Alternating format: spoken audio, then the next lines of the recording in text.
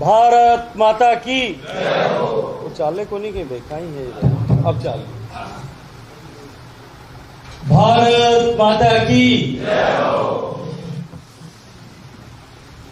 Bharatiya Janata party के माननीय राष्ट्रीय अध्यक्ष जी के नेतृत्व में देश भर में भारतीय जनता पार्टी के कार्यकर्ताओं को प्रशिक्षित कर नेतृत्वकर्ता बनाने के दृष्टिकोण से और भारतीय जनता पार्टी के विचार के आधार पर काम करने वाली वैचारिक संगठन है। इसलिए विचार के विभिन्न तत्वों का, पार्टी की रीति नीति, पार्टी की कार्यपद्धति, पार्टी का वैचारिक अधिष्ठान, पार्टी का मूल आद्य संगठन विचार परिवार के साथ संबंध, पार्टी में कार्यकर्ता निर्माण की प्रक्रिया और पार्टी की बनी हुई सरकारों द्वारा किए गए लोक कल्याणकारी कार्य और उनका प्रभाव, इन सब विषयों पर पार्टी के दायित्ववान कार्यकर्ताओं के मन में एक क्लैरिटी रहे, स्पष्टता रहे, क्योंकि ये जो समूह यहां बैठा है, ये समूह पार्टी के फेस के रूप में इस संगठनात्मक जिले में काम करने का उत्तरदायी है। इसलिए इन सब के मन में conceptual clarity about the thought process of party, हमारी पार्टी के वैचारिक अधिष्ठान और कार्य पद्धति के बारे में स्पष्टता रहे, इस विषय के लेकर के जो पंडित दीनदयाल उपाध्याय प्रशिक्षण महाअभियान 2026 चल रहा है, देश भर में हो रहे इस तरह के जिला स्तरीय प्रशिक्षण वर्गों की श्रृंखला में आज जोधपुर देहात उत्तर के इस प्रशिक्षण वर्ग में आप सबके बीच में आने और उसके साथ साथ में भारतीय जनता पार्टी की लक्ष्यपरक कार्य पद्धति, गरीब कल्याण और राष्ट्र निर्माण की भारतीय जनता पार्टी नीति सरकारों द्वारा चलाई गई योजनाएं तथा उनको धरातल तक पहुंचाने में पार्टी और संगठन के कार्यकर्ताओं की क्या भूमिका हो सकती है, इस सब पर विचार करने, अपने विचार साझा करने का अवसर जो मुझे प्रदान किया, उसके लिए मैं भारतीय जनता पार्टी के प्रदेश संगठन, सम्मानित प्रदेश अध्यक्ष जी और इस जिले की सम्मानित अध्यक्ष आदरणीय ज्योति जानी जी का हृदय से धन्यवाद करते हुए इनका आभार ज्ञापित करता हूं, अभिनंदन करता हूं। मित्रों, भारतीय जनता पार्टी के इस प्रशिक्षण वर्ग में जो आज विषय मेरे बातचीत के लिए आप सब ने मुझे दिया है, जो संगठन ने तय किया, वो विषय मात्र सरकार की कार्यपद्धति या उसके द्वारा चलाई गई योजनाओं का धरातल पर प्रभाव या संगठन की उसमें भूमिका, तो संगठन की भूमिका तक मात्र सीमित नहीं है। यह विषय भारतीय जनता पार्टी की स्थापना के मूल उद्देश्य, भारतीय जनता पार्टी के अस्तित्व और भविष्य से जुड़ा हुआ विषय है। मित्रों, जब हम भारतीय जनता पार्टी की चर्चा करते हैं, मुझे नहीं पता कि सुबह से जो 4 सत्र हुए उन सत्रों में किन विषयों पर विचार हुआ होगा, लेकिन निश्चित रूप से भारतीय जनता पार्टी का इतिहास, इस विषय पर पहले उद्घाटन के सत्र में चर्चा हुई होगी और उसके बाद भारतीय जनता पार्टी का वैचारिक अधिष्ठान, भारतीय जनता पार्टी का विचार परिवार के साथ संबंध और इन सब विषयों पर आने वाले सत्रों में या पिछले सत्रों में चर्चा हुई होगी और हम सबके संज्ञान में यह विषय अवश्य आया होगा कि भारतीय जनता पार्टी जिसकी जड़ें जनसंघ से प्रारंभ होती है, वो भारतीय जनता पार्टी जनसंघ के कालखंड से एक विशेष लक्ष्य को लेकर के, उद्देश्य को लेकर के काम करने वाला, राजनीतिक क्षेत्र में काम करने वाला संगठन, और ये स्थापना विशेष उद्देश्य और लक्ष्य को लेकर के की गई। कांग्रेस पार्टी की सरकार आजादी के बाद में जिस तरह से निरंकुशवादी हो गई और निरंतर भारत के हितों के साथ में समझौते किए जा रहे थे, तब राष्ट्र प्रथम की धारणा को, जिसे आज हम अपने विचार और काम का मूल मंत्र मानते हैं, उस मूल मंत्र को के अधिष्ठान के लिए भारतीय जनता पार्टी या भारतीय जनसंघ की स्थापना हुई थी। और मित्रों, प्रारंभ से लेकर के आज तक भारतीय जनता पार्टी के नेतृत्व, भारतीय जनता पार्टी के मार्गदर्शक और भारतीय जनता पार्टी के सभी कार्यकर्ताओं का यह संकल्प हमेशा बलवती रहा है कि हमारे लिए ये राजनीतिक संगठन, राजनीतिक दल, संगठन की ताकत या हमारा परिश्रम और समर्पण ये मात्र सत्ता प्राप्ति के निमित्त नहीं है। हमारा ये समर्पण, हमारा ये परिश्रम, हमारा ये पुरुषार्थ और पार्टी की स्थापना और संगठन की ये ताकत, इसके लिए सत्ता राष्ट्र निर्माण का एक साधन मात्र है। हमको राष्ट्र के निर्माण और जिस लक्ष्य को लेकर के हम चलें, उस लक्ष्य की आपूर्ति के लिए, उस पूर्ति के लिए निरंतर अनेक पीढ़ियों तक जो कार्यकर्ताओं ने साधना की है, नींव की ईंट की तरह अपने आप को खपा दिया है, उनके सपने को साकार करने के लिए हम सब लोग भी निरंतर इस सत्ता को एक साधन बना करके इसके साथ चढ़ करके आगे हम काम करेंगे। इसलिए हमको इस बात को ठीक से समझना चाहिए कि भारतीय जनता पार्टी की ये यात्रा मात्र चुनाव जीतने या चुनाव के सफलता की कहानी मात्र नहीं है, अभी तो भारतीय जनता पार्टी की यह यात्रा विचार से व्यवहार तक, संघर्ष से सफलता तक और अंत्योदय से विकसित भारत बनाने तक की यात्रा है। मित्रों, भारतीय जनता पार्टी, जैसा मैंने कहा, देश में अनेक राजनीतिक दल हैं, अनेक तरह के राजनीतिक दल। अगर उन राजनीतिक दलों के देश और दुनिया में उनकी पृष्ठभूमि को हम देखें, उनकी स्थापना के कालखंड को, उनकी स्थापना का उद्देश्य, स्थापना के निमित्त या स्थापना की भूमिका में हम जाकर के देखें, तो हम पाएंगे कि भारतीय जनता पार्टी विश्व में एक अनूठा राजनीतिक दल है। और जब मैं विश्व में कहता हूं तो पूरी जिम्मेदारी के साथ में कहता हूं, क्योंकि दुनिया में जितनी भी पॉलिटिकल पार्टियां हैं, या तो किसी घटना के प्रतिक्रिया में हुई, पैदा हुई है, या किसी व्यवस्था को परिवर्तित करने के निमित्त कांग्रेस पार्टी जिस तरह से आजादी के आंदोलन से उपजी, या किसी लक्ष्य को हासिल करने के निमित्त कि हमको किसी एक राज्य को तोड़ करके अपना स्वतंत्र राज्य बनाना है, जैसे तेलंगाना में पार्टी बनी, या किसी एक आंदोलन के निमित्त कोई पार्टी बनी होगी, असम में असम छात्र गण संग्राम परिषद बनी और बाद में वो सरकार तक पहुंचे, एक झूठा आंदोलन और नैरेटिव खड़ा करके पार्टी बनी होगी, आम आदमी पार्टी उसका उदाहरण है, वो बनी और बन करके वापस सिमटते हुए आप जो है धरातल पर पहुंचने की तैयारी करें। इस तरह से अनेक पार्टियां बनी, कुछ पार्टियां, पॉलिटिकल पार्टियां कुछ सेलिब्रिटीज के इर्द गिर्द बनी होगी, कोई चाहे स्पोर्ट्स की सेलिब्रिटी होगी। इमरान खान ने पाकिस्तान में पार्टी बनाई और एक फिल्म स्टार ने अभी अभी तमिलनाडु में पार्टी बनाई और वो सरकार के सत्ता के सिंहासन तक पहुंच गए। लेकिन विचारधारा के आधार पर एक स्पष्ट लक्ष्य को लेकर के दुनिया में केवल दो पॉलिटिकल पार्टियां बनी, एक कम्युनिस्ट पार्टी और दूसरी Bharatiya Janata party. Communist party एक समय में बंदूक की ताकत के आधार पर सत्ता को सर्वोपरि मानते हुए जो है व्यक्ति से ऊपर सत्ता है, समाज से ऊपर सत्ता है और सत्ता ही समाज और व्यक्ति को नियंत्रित करने वाली है, इस मूल मंत्र के साथ काम करती है। और क्योंकि उनका ये विचार नैसर्गिक प्राकृतिक न्याय के विपरीत था, विरुद्ध था, इसलिए वो पार्टी एक बार जो दुनिया के 40% लक्ष्य पर दिखाई देती थी, भारत में भी एक बड़ा प्रभुत्व जिस पार्टी का दिखाई देता है, भारत की लोकसभा में एक बहुत बड़ी आवाज जिस पार्टी की सुनाई देती थी, वो आज पूरे विश्व में सिमट करके समाप्त हो गई है। भारत में भी पिछले विधानसभा चुनाव, जब अभी 5 विधानसभाओं में चुनाव हुआ, तब उनका आखिरी किला जो है वो केरल में ढह गया।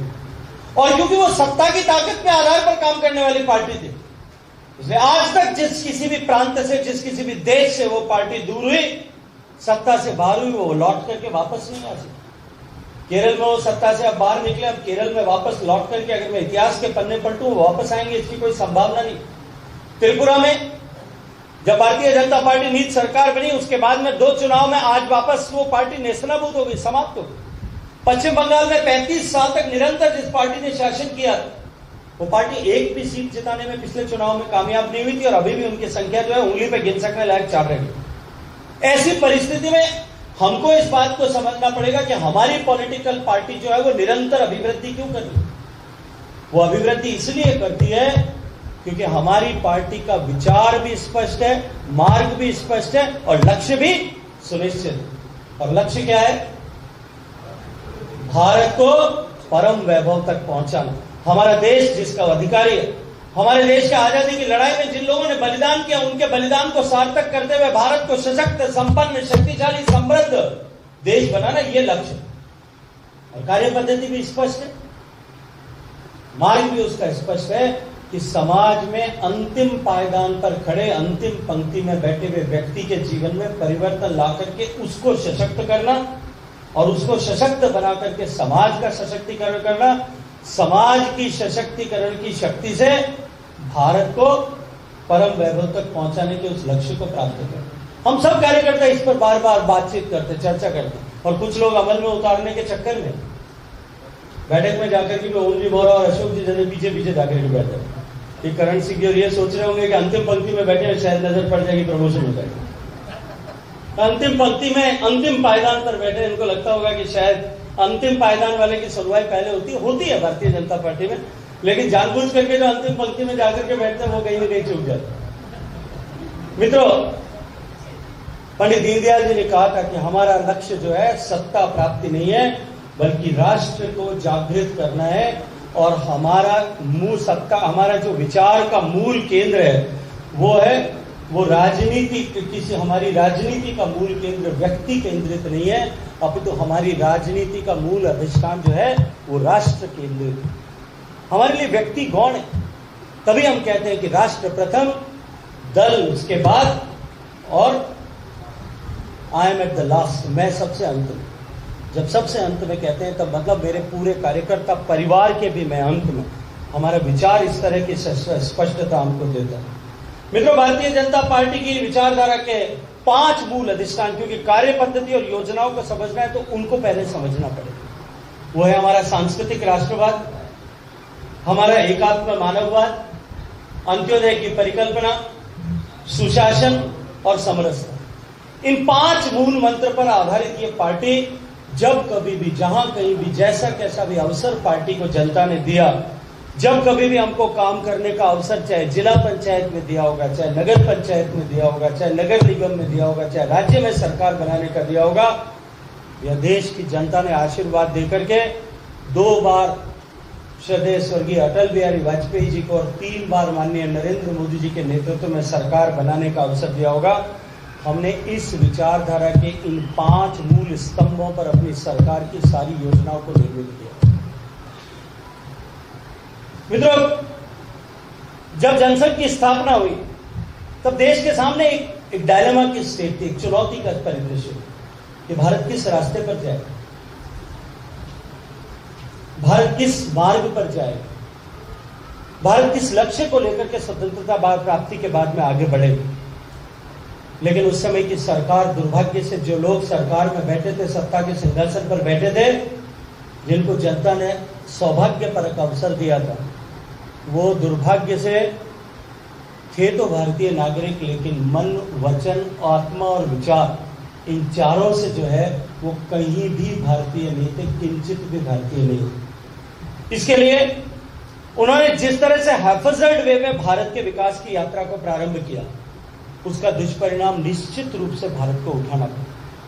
तब श्रद्धेय स्वर्गीय श्यामा प्रसाद मुखर्जी जी और आदरणीय स्वर्गीय दीनदयाल उपाध्याय जी ने कहा कि विकास केवल कुछ क्षेत्रों तक सीमित न रहे, अपितु, और साथ में समृद्धि केवल कुछ लोगों तक सीमित न रहे, अपितु ये विकास तभी कहलाएगा जब वो अंतिम व्यक्ति तक को स्पर्श करके उसको बराबरी तक लाने का, बराबर तक आने का अवसर प्रदान करेगा। मित्रों, इस अंत्योदय की परिकल्पना का हम राजस्थान के कार्यकर्ता सौभाग्यशाली, हम गर्व के साथ में इस बात को कह सकते हैं कि जो एकात्म मानववाद का दर्शन श्रद्धेय दीनदयाल जी ने दिया था, जो हमारी पार्टी के वैचारिक अधिष्ठान की स्पाइनल कॉर्ड है, मेरुदंड है, इसका पहला प्रयोग करने का अवसर जो है राजस्थान में है। क्योंकि प्रारंभ के दिनों में भारतीय जनता पार्टी बनने से पहले जनसंघ का विलय जब जनता दल में, जनता पार्टी में हो गया था, लोकतंत्र की स्थापना के लिए, क्योंकि जो हम हमेशा कहते हैं कि हमारे लिए राष्ट्र प्रथम है, ये केवल हमारे लिए बातचीत या बोलने का शब्द या डायलॉग नहीं है, हमने इसको करके दिखाया। जब लोकतंत्र खतरे में था, आपातकाल लागू कर दिया गया था, उस लोकतंत्र जिसको हमने लाखों बलिदानों के बाद में अर्जित किया था, उस लोकतंत्र के ऊपर कालिक पोत दी गई थी। वह व्यक्तिगत स्वतंत्रताएं समाप्त कर दी गई थी। न्यायपालिका को पिंजरे में बांध दिया गया था। मीडिया को उस समय में जो है उसको बाधित कर दिया था, बंधित कर दिया था, उसके पर काट दिए गए थे, हाथ का कलम को जो है पर ताला लगा दिया गया था। उस समय में हमने अपनी विचारधारा से खड़ी हुई की हुई पार्टी, और जिस पार्टी के अनेक सांसद जिस समय लोकसभा में थे, हमने देश में लोकतंत्र बचाने के लिए अपने दल को कुर्बान कर दिया। हमने जनसंघ जो 26 साल की पार्टी थी, उस पार्टी को जनता दल में विलय करने का स्वीकार कर दिया था, क्योंकि राष्ट्र का हित और लोकतंत्र को हमने सर्वोपरि माना। और उस समय में राजस्थान एक ऐसा प्रदेश था जिस प्रदेश में सरकार बनाने का आशीर्वाद स्वर्गीय भैरव सिंह जी के नेतृत्व में हमारी विचारधारा को मिला। और जब भैरव सिंह जी को अवसर मिला, राजस्थान में पहली बार भारतीय जनता पार्टी नीति सरकार बनी, तब एकात्म मानववाद के दर्शन को अंतिम व्यक्ति तक सरकार के विकास और योजनाओं का लाभ पहुंचे, इस लक्ष्य को लेकर के देश में अगर किसी ने मॉडल शुरू किया, वो स्वर्गीय भैरव सिंह जी के नेतृत्व में अंत्योदय का मॉडल जो है, दीनदयाल जी के दर्शन को शासन में उतारने का ऐतिहासिक काम अगर देश में सर्वप्रथम किसी ने किया, तो इस राजस्थान में राजस्थान के कार्यकर्ताओं के परिश्रम से चुनी हुई सरकार और राजस्थान के उस समय के मुख्यमंत्री हम सब के आदर्श आदरणीय भैरव सिंह जी शेखावत ने। भैरव सिंह जी ने कहा कि सरकार की योजनाएं जो है वो सामान्य वर्गीकरण पर आधारित नहीं होनी चाहिए। सरकार की योजनाएं जो है उनको लागू करने से पहले सर्वाधिक गरीब व्यक्ति की पहचान करने की आवश्यकता है, और सरकार की सहायता का पहला हकदार वो है, उसका पहला लाभ उस व्यक्ति तक पहुंचना चाहिए।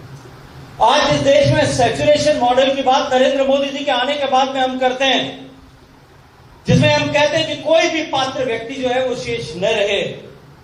ये जब हम इस लक्ष्य के साथ में करते हैं, तो उसकी वैचारिक जड़ें जो है वो दीनदयाल जी के उस दर्शन से आती है, और भैरव सिंह जी शेखावत के उस प्रशासनिक प्रयोग से उसको बल मिलता है। मित्रों, अटल जी की सरकार बनी। अटल जी की सरकार बनने के बाद में जब पहली बार देश में हमको सरकार में काम करने का अवसर मिला, अनेक पीढ़ी के कार्यकर्ताओं ने अपने आप को खपा दिया, नीम की ईंट की तरह खपा दिया, जिन्होंने कभी यह सोचा नहीं था कि हमारी सरकार बनेगी, जिनके मन में यह कभी कल्पना भी नहीं थी कि हमारी सरकार बन सकती है।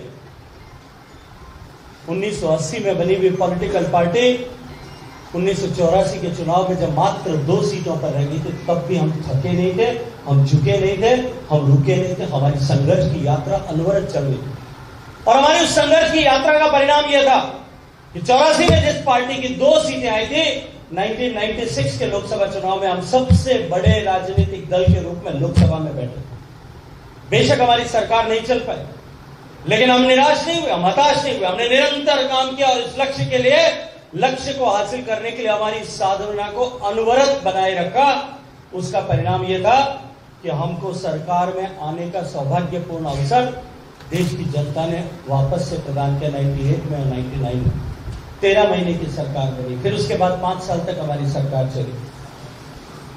और भारतीय जनता पार्टी के सरकारों द्वारा किए गए काम का स्वर्णिम युग उस समय में कोई हो सकता था, तो स्वर्गीय अटल जी का शासन था, जब उन्होंने एक सुशासन का, गुड गवर्नेंस का नया मॉडल दिया। तभी मित्रों, आज भी हम स्वर्गीय अटल जी के जन्म दिवस को देश भर में माननीय प्रधानमंत्री नरेंद्र मोदी जी के नेतृत्व में सुशासन दिवस के रूप में मनाते हैं। मित्रों, अटल जी ने दिखाया कि राष्ट्रवाद और विकास दोनों साथ साथ चल सकते। राष्ट्रवाद विकास के मार्ग में कहीं रोड़ा नहीं है, राष्ट्रवाद विकास के मार्ग में कहीं बाधा नहीं है, अपितु राष्ट्रवाद विकास के मंत्र को, विकास की साधना को परिपुष्ट करने का काम करता है। स्वर्गीय अटल जी के साथ में जुड़ी हुई कुछ योजनाएं ऐसी, उन्होंने जो निर्णय किया, आज हम देश स्वाभिमान के साथ में, अगर हम स्वयंभू राष्ट्र के रूप में पूरे विश्व के सामने सीना तान करके अगर खड़े हैं, तो उसका एकमात्र कोई अगर व्यक्ति उसके लिए उत्तरदायी है, किसी एक व्यक्ति की देन है, वो स्वर्गीय अटल बिहारी वाजपेयी जी के हैं कि उन्होंने दुनिया के सारे दबावों की परवाह किए बिना, किसी भी सेंसर और किसी भी तरह के दबाव की परवाह किए बिना अपने ही पड़ोस में जहां बैठे यहां से कुछ किलोमीटर दूर पोखरण की उस धरती पर परमाणु विस्फोट करके देश को परमाणु शक्ति संपन्न राष्ट्र के रूप में पहचान दिलाने का। मित्रों, ये अमर विषय था जो अब उस समय की भारतीय जनता पार्टी नीति सरकार ने किया, लेकिन उसके अतिरिक्त उनका नाम जो है वो हमेशा जोड़ा जाएगा। गोल्डन क्वाड्रिलेंगल उन्होंने बनाया, देश में स्वर्णिम चतुर्भुज बने, देश के चार कोने चारों महानगर आपस में एक एक्सप्रेस वे के साथ में जुड़े, ये परिकल्पना। आज जब हम नरेंद्र मोदी जी के नेतृत्व में देखते हैं कि देश में सड़कों का जंजाल बच गया है, देश दुनिया में सबसे ज्यादा तेजी से सड़कें बनाने वाला देश हमारा भारत बन गया है, लेकिन उसका बीज अगर कोई था, उस वैचारिक बीज की स्थापना करने वाले स्वर्गीय अटल बिहारी वाजपेयी जी। अटल जी ने कहा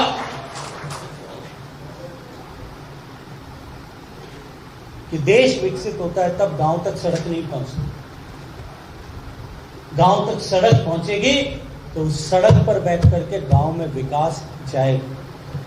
और ये कल्पना करते हुए, इस परिकल्पना के साथ में उन्होंने प्रधानमंत्री ग्राम सड़क योजना को आहूत किया। उस प्रधानमंत्री ग्राम सड़क योजना ने देश के 6 लाख गांवों की तस्वीर और तकदीर दोनों बदलने का काम किया। इसी के क्रम में स्वर्गीय अटल जी ने अपने शासनकाल में स्वर्णिम चतुर्भुज का बना करके, जैसा मैंने कहा कि चारों महानगरों को जोड़ने के लिए काम किया। किसान को किसान क्या हक मिले, किसान को जो है सूदखोरों के चंगुल से मुक्ति दिलाई जा सके, इस लक्ष्य को लेकर के स्वर्गीय अटल बिहारी वाजपेयी जी ने किसान क्रेडिट कार्ड की, केसीसी की सुविधा प्रारंभ की। भारत शांति चाहता है, लेकिन भारत की सामरिक शक्ति बढ़नी चाहिए। इस विचार के साथ में भारत की रक्षा तैयारी का नजरिया बदलने का काम स्वर्गीय अटल बिहारी वाजपेयी जी के समय में हुआ। उसके अतिरिक्त देश के सामान्य मानवी के जीवन में परिवर्तन लाने के लिए अनेक छोटी बड़ी योजनाओं का निर्माण स्वर्गीय अटल जी ने किया। और उस 6 साल से कुछ अधिक समय के शासनकाल में निश्चित रूप में देश ने एक नई अप्रोच के साथ में, एक नई विधा के साथ में, एक नए दृष्टिकोण के साथ में शासन को काम करते हुए देखा। मित्रों, कुछ लोग हम इतिहास को अलग अलग खंडों में देखते हैं। भारतीय जनता पार्टी और जनसंघ की विचारधारा की यदि हमें समीक्षा की जाए तो भारतीय जनता पार्टी नीति सरकारों का, उसकी कार्य पद्धति का और उसके साथ साथ में उनके द्वारा चलाई गई योजनाओं का प्रभाव यदि हमें ठीक से देखना और समझना है तो हम अलग अलग खंडों में नहीं देख सकते। हमको, क्योंकि ये यात्रा निरंतरता की यात्रा है, इसलिए निरंतरता की इस यात्रा में के दृष्टिकोण से ही हमें देखना पड़ेगा। जैसा मैंने कहा, स्वर्गीय दीनदयाल जी ने विचार दिया, भैरव सिंह जी ने उस विचार को एक नया अंत्योदय का मॉडल देकर के प्रशासन में उतारने की एक नई विधा सृजित की। अटल जी ने उसको जन जन तक पहुंचाया और 2014 में आप सबके आशीर्वाद में 10 साल के देश में कुशासन के बाद में जब पहली बार ऐतिहासिक परिणाम आया, देश की जनता ने नरेंद्र मोदी पर विश्वास व्यक्त करते हुए नरेंद्र मोदी को प्रधानमंत्री बनने का अवसर प्रदान किया और उसी के साथ साथ में एक नया इतिहास बनाते हुए देश में पहली बार गैर कांग्रेसी दल को पूरे बहुमत में सरकार में आने का सौभाग्य प्राप्त प्रदान किया। इतना ही नहीं, देश में पहली बार 30 साल बाद में किसी भी दल को, क्योंकि उस 30 साल के कालखंड में किसी भी दल को 84 के बाद में पूर्ण बहुमत की सरकार बनाने का सौभाग्य नहीं मिला था। पहली बार 30 साल बाद में भारतीय जनता पार्टी को नरेंद्र मोदी जी के नेतृत्व में, आदरणीय राजनाथ सिंह जी के नेतृत्व में पूरे बहुमत की सरकार आप सब कार्यकर्ताओं के परिश्रम से बनाने का सौभाग्यपूर्ण अवसर मिला। 2014 में जब नरेंद्र मोदी प्रधानमंत्री बने, देश की सरकार बनी थी, पूरे बहुमत के साथ सरकार बनी थी। लोगों के मन में प्रश्न थे, लोगों के मन में संशय था, ये जो नई सरकार बनी है, सरकार किस रास्ते पर जाएगी, इसकी प्राथमिकता क्या होगी, इसकी प्राथमिकता गांव होगी या शहर होगी, इसकी प्राथमिकता खेत में काम करने वाला किसान या फैक्ट्री में काम करने वाला मजदूर होगा या पूंजीपति होगा, फैक्ट्री चलाने वाला सेठ होगा। इस सरकार की प्राथमिकता जो है वो गरीब होगी या इस सरकार की प्राथमिकता देश की अर्थव्यवस्था होगी, अर्थव्यवस्था का विकास होगा।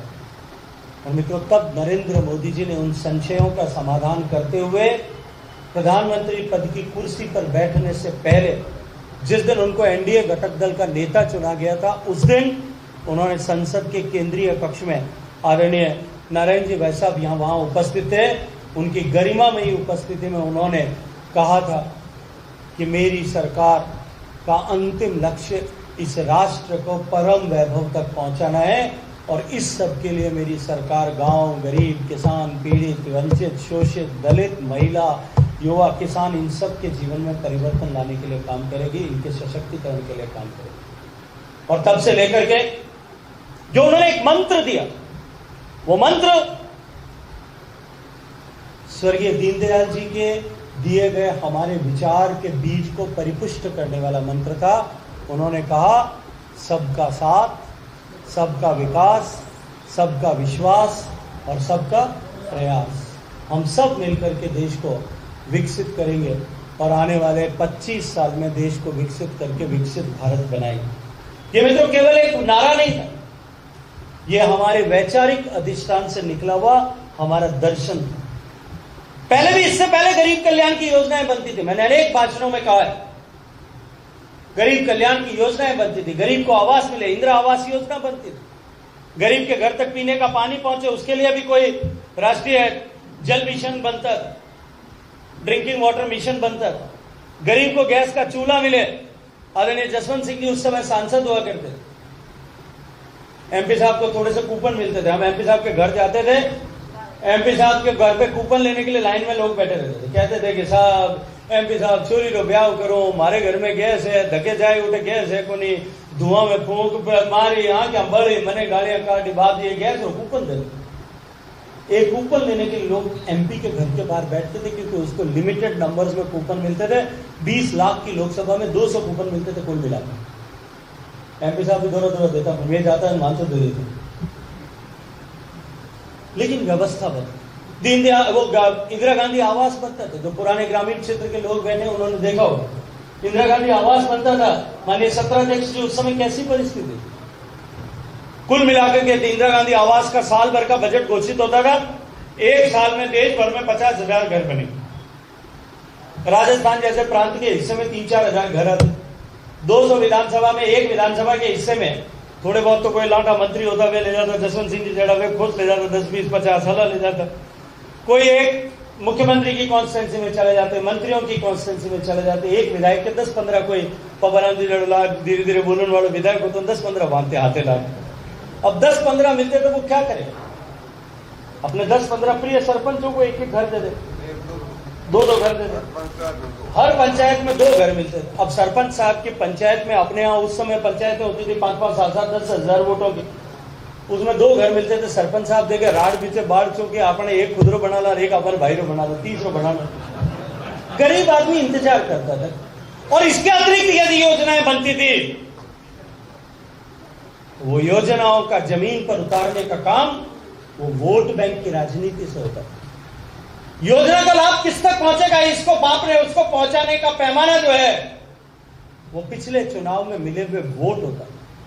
हमको किस क्षेत्र में वोट मिला, वहां हमारी योजना का लाभ पहुंचना चाहिए। हमको जिस क्षेत्र में हमारा मतदाता रहता है, वहां योजना का लाभ पहुंचना चाहिए। हमारे को किस मजहब का, किस जाति का वोट मिलता है, वहां हमारी योजना का लाभ मिलना चाहिए, पहुंचना चाहिए। ये विकास जो है ये वोट प्राप्ति का साधन बन गया। लेकिन नरेंद्र मोदी जी ने इस व्यवस्था को परिवर्तित करके देश में एक नया गवर्नेंस मॉडल दिया। उन्होंने कहा हम जो भी योजना बनाएंगे उस योजना को 100% पात्र व्यक्तियों तक पहुंचे, इसको सुनिश्चित करेंगे।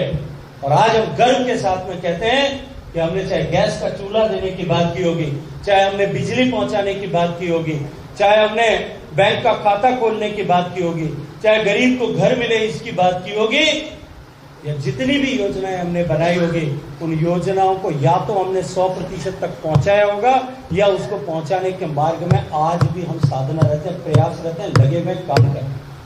लेकिन हमारा संकल्प अडिग था, अडिग है, और हम 100% सैचुरेशन के मंत्र के आधार पर काम करें।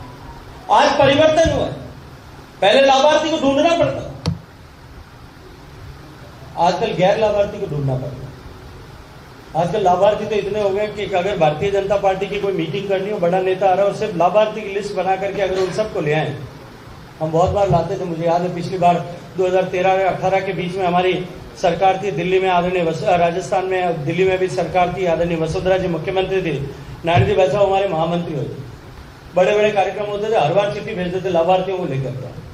तो हम जहाँ जोधपुर में बहुत सारे लाभार्थियों को लेने के लिए हर बार जाते थे उनके घर।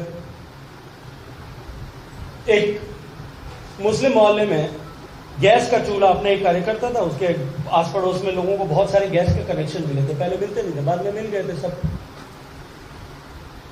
तो उस कार्यकर्ता के घर पे 4-5 बार लगातार 1-2 महीने के कालखंड में 4-5 बार गए कि बहन जी को भेजो हमारे को लाभार्थियों के सम्मेलन में। 4 बार तो भेजा, 5वीं बार वो सिलेंडर लेके आया साहब। मैंने कहा तुम्हारी सिलेंडर ले जाओ, रोज रोज लाभार्थी सम्मेलन मेरी लुगाई कमाओगे। लेकिन इतने लाभार्थी हर गांव में, हर मोहल्ले में, हर गली में, हर जगह पर, हर शहर में भारतीय जनता पार्टी की सरकार ने जब काम किया, मित्रों, इस नए गवर्नेंस मॉडल का लाभ यह है, इसका फायदा ये हुआ कि 100% सैचुरेशन से काम हुआ और आज देश में लाभार्थी अपने आप को एम्पावर्ड महसूस करते हुए अपने अनुभव स्वयं साझा करने लगे। मित्रों, पहले योजनाएं जो बनती थी उनका लाभ पात्र व्यक्ति तक नहीं पहुंचता। राशन कार्ड से गेहूं मिलना चाहिए, गरीब आदमी को मिलना चाहिए, राशन मिलना चाहिए, उसको चीनी मिलना चाहिए, लेकिन राशन कार्ड किसके होते? बड़ी गाड़ी रखते थे उनका भी होता था और बड़े आदमियों को कुत्ते का भी राशन कार्ड में नाम होता था। मैं ऐसे अनुभव बता सकता हूं। जब राशन कार्ड को शुद्ध करने के लिए देश की सरकार ने काम करना शुरू किया, अकेले केरल प्रदेश में जो है वो 24 लाख से ज्यादा राशन कार्ड ऐसे थे जो राशन कार्ड बोगस थे। पात्र व्यक्तियों के निमित्त भेजा गया राशन भारत सरकार का अपात्र लोगों तक पहुंचता था और वो उसका लाभ लेते। तब माननीय प्रधानमंत्री जी ने तय किया कि हम डिजिटल गवर्नेंस करेंगे और आज उसका लाभ हुआ। मैं धन्यवाद देना चाहता हूं, अभिनंदन करना चाहता हूं राजस्थान के माननीय मुख्यमंत्री बघेल जी। उनके नेतृत्व में राजस्थान के पीडीएस महकमे के मंत्री सुमित गोदारा जी ने जिस तरह से काम किया, हम सब कार्यकर्ता हैं बैठे, हम सब के अनुभव में आया होगा। एक विषय समाप्त हो गया राजस्थान। पहले हमको जहां भी जाते थे, जब कभी भी मैं जोधपुर आता था, तब तक 10-5 लोग मेरे पास में आते थे, साहब बीपीएल में नाम जुड़वा। कोई कुछ घटना हो जाती, दुर्घटना हो जाती, गरीब आदमी के परिवार में कोई कमी हो जाती, गमी हो जाती, पहली चीज ये होती थी साहब, पहली मांग ये होती थी, ये आजकल जो नया दिलाने वाले सड़क पे बैठते हैं, सबसे पहले ये कहते इसका नाम बीपीएल में जुड़वाओ। आज कोई नहीं कहता। आपको ध्यान में आया कोई आपको बीपीएल में नाम जुड़ाने की बात करता है? 84 लाख लोगों का बीपीएल कार्ड जो था वो स्वेच्छा से लोगों ने गिव अप कर दिया। ये व्यवस्था पर से विश्वास है। मुझे एक दिन एक पत्रकार ने दिल्ली में पूछा था, जब माननीय नरेंद्र मोदी जी की सरकार के 9 साल हुए थे, तब 2023 में मुझे एक ऑन एयर इंटरव्यू में एक दिन पूछा कि नरेंद्र मोदी जी की सरकार को बने हुए 9 साल हो गए, 10वां साल चल रहा है, आपको यदि कहा जाए कि नरेंद्र मोदी जी की सरकार की उपलब्धि को एक सेंटेंस में बताएं। मैंने कहा कि 2014 से पहले व्यवस्था पर से, जिस लोकतांत्रिक व्यवस्था पर से जो आम जन का विश्वास उठ गया था, उस आम जन के विश्वास को वापस कायम करने में माननीय मोदी जी की सरकार ने सफलता प्राप्त की। और ये बहुत बड़ा विषय, ये बहुत बड़ा अवसर हम सबके सामने था, ये बहुत बड़ा लक्ष्य जो हमने लेकर के काम किया, ये उसका परिणाम। मित्रों, जब नरेंद्र मोदी जी के नेतृत्व में सरकार बनी, तब उन्होंने ये निर्णय किया और शुरुआत के दौर में उन्होंने देश का आह्वान करते हुए कहा कि आप गैस की सब्सिडी छोड़ दीजिए, गिव इट सब्सिडी। आया तक गैस इस देश में जिसको कुछ मिलता है वो मिलते हुए को छोड़ सकता है? हमको कोई लाभ मिलने लग जाए उसको छोड़ने के लिए कोई छोड़ता है? डबल मिल जाए तो भी तैयार हो जाएगा लेने। प्रधानमंत्री जी की बात पर विश्वास देखिए, और व्यवस्था पर जब विश्वास कायम होता है, तो नरेंद्र मोदी जी ने कहा, उसके बाद 2 करोड़ लोगों ने गैस की सब्सिडी छोड़ी और उनका अनुसरण करते हुए जब सुमित गोदारा और भजनलाल जी शर्मा साहब ने कहा, तब राजस्थान में 84 लाख लोगों ने जो है राशन का गेहूं लेना बंद कर दिया, अपने आप को बीपीएल से बाहर निकाल दिया। ये व्यवस्था पर पे विश्वास जो होता है उसको निर्धारित किया और माननीय प्रधानमंत्री जी का मंत्र था, हर पात्र व्यक्ति तक लाभ पहुंचे, इसको सुनिश्चित करने के लिए हमको काम करना। मित्रों, इसके अतिरिक्त माननीय प्रधानमंत्री जी ने गरीब कल्याण की योजनाओं का निर्धारण करते हुए एक विषय हम सबके सामने रखा। उन्होंने कहा कि गरीबी केवल आय की गणना का विषय नहीं है। जो तेंदुलकर कमेटी की रिपोर्ट के आधार पर जो हमारे यहाँ पे बीपीएल का निर्धारण होता था, उन्होंने कहा यह भारत के लिए व्यवस्था अनुकूल और उपयुक्त दोनों नहीं है। गरीबी तब होती है जब घर में मूलभूत सुविधाओं का भी अभाव है। घर में शौचालय नहीं, उस घर की आमदनी अगर कुछ ज्यादा भी होगी तो क्या उसको हम गरीब घर नहीं मानेंगे? उसको क्या हम अमीर घर मानेंगे? जिस घर की माताओं बहनों को नित्य प्रतिदिन अपनी गरिमा के साथ में समझौता करना पड़े, वो इसके लिए मजबूर हो, वो सुबह और शाम, सुबह का सूरज उगने से पहले तैयारी करे और शाम का सूरज डूबने का इंतजार करे, उस घर में अगर संपन्नता भी होगी तो क्या वो घर हम संपन्न घर मान सकते? जिस घर में पीने का पानी ना आता हो, क्या उसको घर संपन्न घर माना जा सकता? जिस घर में बिजली ना हो, जिस घर में जिसके पास में रहने के लिए पक्का मकान ना हो, क्या उसको हम गरीब मानेंगे या नहीं? जिसके घर में रसोई गैस का चूल्हा न हो और धुआं फूंक फूंक करके महिला के टीबी होने की स्थिति होगी, और क्या उसको हम गरीब मानेंगे या नहीं? ये नया विचार, नए शरीर से सोचने का जो है मंत्र माननीय प्रधानमंत्री नरेंद्र मोदी जी ने दिया। और जब 2014 में देश की जनता ने पहली बार आशीर्वाद दिया, देखिए आजादी के बाद में इन सब विषयों को आसानी से एड्रेस किया जा सकता है। और मैं ये मानता हूं कि आजादी के बाद में जब भारत में सरकार बनी थी, तब उस समय की सरकार को पहले जिस चीज पर काम करने की आवश्यकता थी, वो गरीब के जीवन में परिवर्तन ला करके उसको सशक्त करने की आवश्यकता थी। लेकिन सरकारें चूक गई कि उन्होंने विकास को सत्ता प्राप्ति का एक साधन बना दिया। लेकिन नरेंद्र मोदी जी के साथ नेतृत्व में जब सरकार बनी, तो प्रधानमंत्री आवास योजना बनी और काम करोड़ों लोगों को आज घर मिला। हम जाकर के देखें, विभिन्न प्रांत पंचायतों में जाकर के देखें, आप सब लोग धरातल पर काम करने वाले कार्यकर्ता हैं। आप देखते होंगे कि जिस तरह से ये घंटी बज रही है जी, देखो भाई, अपने तो ये है कि अपनी कैसेट अपनी घंटी से चलती, किसी दूसरे। ये पवन मास्टर साहब थे, इनका घंटा 30 मिनट में चलता था। वो स्कूल में 30 मिनट का पीरियड होता है। कॉलेज के प्रोफेसर होते हैं सब, उनका जो है कॉलेज के टीचर होते हैं ना भाई साहब, उनका 45 मिनट का होता है। अब मैं वो नरेंद्र मोदी जी की क्लास का स्टूडेंट। हमारे यहाँ टाइम पीरियड का जनरेट नहीं होता। वहां तो जब कैसेट शुरू होती है, जब खत्म होती है तब होती है। प्रधानमंत्री जी का भाषण पहले 55 मिनट का होता था, फिर 1 घंटा 10 मिनट का हुआ, फिर 1 घंटा 20 मिनट का हुआ, आजकल 1.5 घंटे का होता। तो अब मेरे को तो झेलना तो पड़ेगा आपको। और मेरी चुनौती कितनी गंभीर थी कि भोजन के बाद का सत्र, मौसम थोड़ा ठंडा हो गया। पहले ऐसा होता था कि जब मैं पीछे बैठता था ना सामाजिक कार्यक्रम वाले, तो ये भोजन के बाद के सत्र में चुनौती तब भी होती थी, तब होती थी कि पीछे बैठ करके खुद को जागते रहना होता था। आजकल जब मैं ऊपर बैठने लग गया तब डबल चुनौती होगी, खुद भी जागना पड़ता है, सामने वाले को भी जगा के रखना पड़ता है। थोड़ी देर तक हम और चर्चा करते हैं, उसके बाद में मैं अध्यक्ष जी से क्षमा प्रार्थना करते हुए अनुमति लेना चाहता हूं। मित्रों, गरीबों को शौचालय मिले कितना बड़ा विषय है। आप कल्पना करके देखिए कि आजादी के लगभग 7 दशक पूरे हो गए थे। देश के 62% आबादी के घर में सामान्य शौचालय की सुविधा थी, और कभी किसी प्रधानमंत्री ने इस विषय पर काम भी नहीं किया। कभी किसी प्रधानमंत्री ने इस विषय पर संज्ञान भी नहीं लिया था। माननीय प्रधानमंत्री जी ने कहा, पहले शौचालय, बाद में दिवाली। हम घर तक शौचालय बना करके मातृ शक्ति के सम्मान की रक्षा करने के लिए काम करें। कभी हमने किसी ने कल्पना की थी कि भारत जैसे देश का प्रधानमंत्री, इतने बड़े देश का नया चुना हुआ प्रधानमंत्री, वो हाथ में झाड़ू लेकर के सफाई करता हुआ सड़क पर दिखाई देता? हमने कभी कल्पना की थी कि भारत का प्रधानमंत्री शौचालय हाथ में तसला लेकर के उसमें सीमेंट और बजरी का मसाला लेकर के ईंटें रख करके, शुद्ध करनी से मसाला लगा करके ईंटें रख करके शौचालय बनाता हुआ, प्रेरित करता हुआ दिखे? शौचालय के निर्माण को केवल सरकारी योजना नहीं, एक जन आंदोलन के रूप में परिवर्तित करने का काम उन्होंने किया। पूरा देश जुटा, प्रधानमंत्री जुटा, मंत्री जुटे, मुख्यमंत्री जुटे, राज्यों की सरकारों के मंत्री जुटे, अधिकारी जुटे, जनप्रतिनिधिगण जुटे, जिला परिषद पंचायतों के अधिकारी जुटे, उनके नेतृत्वकर्ता जुटे, माननीय अध्यक्ष जी उस समय पंचायत समिति के प्रधान होती थी, और सारे प्रधान जुटे, पंचायत समिति के सारे सदस्य जुटे, और तो और स्कूल के बच्चे जुटे, महिलाएं जुटे, स्कूल के बच्चों ने उस बिहेवियर चेंज के प्रोग्राम में, क्योंकि हमारे यहाँ बहुत सारे सोशल टैबूज जुड़े थे, शौचालय बनने मात्र से समाधान नहीं हो सकता था, उन्होंने विसिल ब्लोअर बन करके लोगों को घर में शौच करने जाने के लिए प्रेरित किया, और उसका परिणाम केवल महिलाओं के सम्मान तक या लोगों को सुविधा मिली हो वहां तक नहीं है।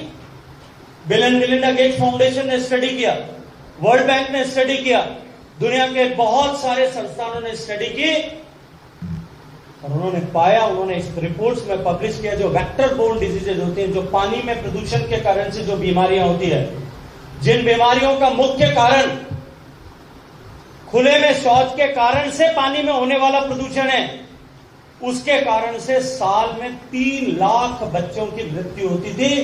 वो आंकड़ा घट करके 30,000 तक पहुंच गया मित्रों। 2,70,000 लोगों का प्रतिवर्ष जीवन बचाने का काम आपकी चुनी हुई सरकार, आपके द्वारा चुनी हुई सरकार ने किया। कितने बड़े पुण्य का अर्जन हम सब ने किया।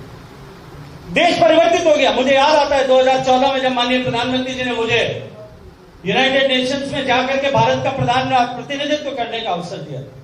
2014 के अंत का समय था। मैं सामान्य सांसद के रूप में भारत का प्रतिनिधित्व करने के लिए गया था। मेरे लिए भी बहुत बड़ा अवसर था। मैं पहली बार यूएन में गया था। उस यूएन का वो बड़ा हॉल, उसका वो हरे रंग की दीवार, और उस हॉल में भारत का झंडा लगा हुआ प्लेकार्ड, और उसके पीछे बैठा, मेरे रोंगटे खड़े हुए थे। वहां नए सस्टेनेबल डेवलपमेंट गोल जो है, सतत विकास दर की चर्चा हो रही थी, क्योंकि एमडीजीज खत्म हो गए थे, मिलेनियम डेवलपमेंट गोल। 2000 से लेकर के 2015 तक के लिए उनको दुनिया ने निर्धारित किया था, अपने आप को अडॉप्ट किया था। 2015 से नए सस्टेनेबल डेवलपमेंट गोल्स की बात हो रही थी। उसमें जब पानी और शौचालय, मैं नहीं जानता प्रधानमंत्री जी के मन में क्या कल्पना रही होगी, मुझे क्यों अवसर दिया था, क्या सोच करके अवसर दिया। मेरा सौभाग्य कि मैं उस दिन वहां गया था, और बाद में इन दोनों विषयों के मंत्री के नाते भी मुझे 5 साल तक काम करने का सौभाग्य आपके आशीर्वाद से मिला। मैं जब वहां बैठा था, मैं जाकर के बैठा, तब तो मैंने कहा कि मेरे रोंगटे खड़े थे, मेरी कॉलर ऊंची थी, मैं बड़े ऐसे सम्मान के साथ बैठा। जब यूएन के सेक्रेटरी जनरल ने बात करना शुरू किया और उसने कहा कि दुनिया में 100 करोड़ लोग खुले में शौच के लिए अभिशप्त हैं, उसमें से 60 करोड़ लोग भारत में। और उन्होंने कहा कि भारत जैसे देश जिस गति के साथ में काम कर रहे हैं, हमें लगता है कि 2050 तक भारत में खुले में शौच से मुक्ति नहीं हो पाएगी। और उसके बाद में, क्योंकि अल्फाबेटिकली वहां नाम से ना जो है बोलने का नंबर आता है, पहले ए पे से जिन देशों का नाम शुरू होता, फिर बी से, सी से, डी से, जब आई का हमारे इंडिया का नंबर आया, तब तक कोई अनेक देश बात कर चुके थे, और जितने आए वो सभी उंगली भारत की तरफ कर। मुझे बहुत दुख हुआ, मुझे अत्यंत ग्लानि थी। जब भारत का नंबर आया ना, मैं जब खड़ा हुआ था तो मेरा जोश तो ठंडा हो गया था, और मैं पूरी ईमानदारी से आपके सामने स्वीकार करता हूँ, मैं बहुत ग्लानि के भाव के साथ में खड़ा हुआ था। मेरे मन में दुख था कि यार 70 साल आजादी को होने के लिए आ गए, अभी हमारे घरों में सामान्य शौचालय की सुविधा भी नहीं। मैं गर्व के साथ में कहता हूं कि जब 2019 में जल शक्ति मंत्री के नाते जब मैं गया था, जब वाटर एंड सैनिटेशन के महाकुंभ में मैं स्वीडन में गया, स्टॉकहोम में, और जब उद्घाटन भारत ने शौचालय 100% शौचालय बना करके खुले में शौच से मुक्त भारत ने अपने आप को घोषित कर दिया था, तब मैंने जब उस मंच पे खड़े होकर के उद्घाटन का भाषण दिया, और जब मैंने ये विषय वहां रखा, मित्रों, भारत के पवेलियन में आकर के 48 देशों के राष्ट्राध्यक्षों ने और मंत्रियों ने आकर के मुझे कहा कि भारत हमारे लिए प्रेरणा है, अगर भारत कर सकता है तो हम भी कर सकते हैं, आप हमको साथ दीजिए, हमारा हैंड होल्डिंग करें, हम काम।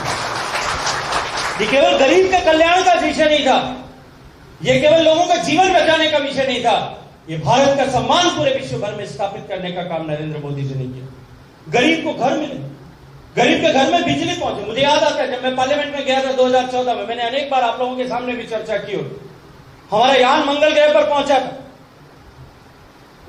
लोकसभा में सभी दल, माननीय सुमित्रा महाजन जी स्पीकर साहिबा ने उस समय सबको अवसर दिया था, सब अपनी अपनी तरफ से बात कर रहे थे। कुछ लोग प्रधानमंत्री को बधाई दे रहे थे, कुछ देश को बधाई दे रहे थे, कुछ कांग्रेस पार्टी के लोग और विपक्ष के लोग ये कह रहे थे कि ये शुरू हमने किया था, अब पूरा हुआ। वो क्रेडिट लेने में कोशिश कर रहे थे, जैसे वो हमेशा करते। सब लोग अपनी अपनी बात कर रहे थे। आदरणीय अर्जुन राम जी उस समय में 2014-15 के समय की बात है, 14 की बात है, शुरुआत का दौर था। आदरणीय अर्जुन राम जी उस समय जो है हमारे लोकसभा में हमारे थानेदार, हमारे वो हुआ करते, चीफ विप हुआ करते, वो भी मंत्री नहीं बने थे तब। तो मैं अर्जुन राम जी के पास में गया, धीरे से जाकर के एप्लीकेशन लगाया, भाई साहब 2 मिनट मेरे को भी बोलने का मौका मिलेगा। राजस्थान से आया हुआ नया नया बच्चा, ऐसे समझ करके उन्होंने मुझे 5 मिनट का टाइम दिया। मैं खड़ा हुआ और मैंने कहा माननीय प्रधानमंत्री जी यहाँ उपस्थित हैं, हम बेशक मंगल ग्रह तक पहुंचे, कल चांद तक भी जाएंगे और आगे आने वाले समय में उससे आगे भी चले जाएंगे। हम दुनिया के सबसे बड़े स्पेस में काम करने वाले देश बन जाएंगे। लेकिन मैं अत्यंत दर्द के साथ में कहता हूं कि मैं जिस क्षेत्र से आता हूं वहां हमारे बच्चे आज भी लालटेन की रोशनी में पढ़ने के लिए मजबूर हैं। और जिस पद्धति से, जिस गति से विकास हो रहा है, आने वाले कई सालों तक हमारे यहाँ बिजली पहुंचेगी, घर रोशन होगा, इसकी संभावना मुझे दिखती नहीं। प्रधानमंत्री जी ने मुझे बुलाया, इस विषय पर चर्चा की और उसके बाद में प्रधानमंत्री जी ने, मैं अभिनंदन करता हूँ, ये तय किया कि 1000 दिन में हम देश के हर गांव तक बिजली पहुंचाएं। 18,000 पंचायतें बिना बिजली के, पूरी पंचायत में बिजली नहीं। देश के 4 करोड़ लोग, 4 करोड़ परिवार बिना बिजली के रहने के लिए मजबूर थे। प्रधानमंत्री जी ने संकल्प किया 1000 दिन में हर घर तक बिजली पहुंचे। इसके लिए योजना प्रारंभ करके घर घर तक भारत सरकार की योजना से बिजली पहुंचाने का काम किया। मित्रों, देश भर में इस तरह से गरीब आदमी का घर बने, देश में गरीब आदमी को बैंक का खाता खुले। जब उन्होंने लाल किले के प्राचीर पर खड़े होकर के यह कहा था कि देश के हम 10 लाख लोगों तक बैंक का खाता खोलने के लिए काम करें, 10 करोड़ लोगों तक खाता खोलने के लिए काम करें, तो दुनिया के किसी भी व्यक्ति ने विश्वास नहीं किया। जो फाइनेंशियल इंस्टीट्यूशंस है, ब्लूमबर्ग ने एक आर्टिकल लिखा था उस समय कि भारत की बैंकिंग व्यवस्था जो है, बैंकिंग इंफ्रास्ट्रक्चर इतना रोबस्ट नहीं है, इतना मजबूत नहीं है कि भारत में अगर 10 करोड़ खाते खुल जाएंगे तो भारत के बैंकिंग व्यवस्था जो है वो कंजेस्टेड होकर के कोलैप्स हो जाएगी। कोई मानने को तैयार नहीं था कि भारत में जो है वो 10 करोड़ खाते 6 महीने में खुल जाएंगे। लेकिन जब सरकार की अदम्य इच्छा शक्ति होती है, संकल्प शक्ति होती है, प्रधानमंत्री के स्तर पर हर 7वें दिन उसका रिव्यू होता था। आज हम गर्व के साथ में कह सकते हैं कि देश के 99.999999 तक, और ये ऐसा मैं इसलिए कह रहा हूं कि कोई कहीं शायद होगा कोई बागर में बाबा जी बैठा होला, हमारे बैंक चाहिए तो नहीं होला, तुम्हारा नहीं खुली होला, बाकी सबके पास में बैंक का खाता खुल गया। और देश की व्यवस्था पर विश्वास देखिए, जो माताएं बहनें अपने 500,000 रुपए बचत के कोई तकिए में रखती थी, कोई गद्दे में रखती थी, कोई पोटले में बांध करके गेहूं के पीपे में रखती थी कि कभी हारी बीमारी काम आएगी, उन्होंने बैंक में विश्वास करके बैंक में पैसा जमा कराया। 2,87,000 करोड़ रुपया ऐसी गरीब माता, क्योंकि उस समय बैंक का खाता तो क्या ऐसे ही लोगों का खुला था जिनका गरीब थे। जसवंत सिंह जी तो पेट्रोल पंप तो खातों पे लियो, आने तो जमा कराने की जरूरत को नहीं, लेकिन बाबाराम जी का भी खाता खुला हुआ था, उस समय पेंशन का खाता था। लेकिन किसका खाता नहीं था? बिल्कुल गरीब आदमी का खाता नहीं था, मेरा भी था, लेकिन गरीब आदमी का खाता नहीं। तो उस गरीब ने 2,87,000 करोड़ रुपया बैंक में जमा करा करके देश की अर्थव्यवस्था में उसको लागू कर दिया। मित्रों, इस तरह से हर घर तक पीने का पानी पहुंचा। माननीय मोदी जी ने जब मुझे जिम्मेदारी दी थी 2019 में, तब देश में केवल 16% घरों तक पीने का पानी पहुंचता, 84% घरों तक पीने का पानी नहीं पहुंचा।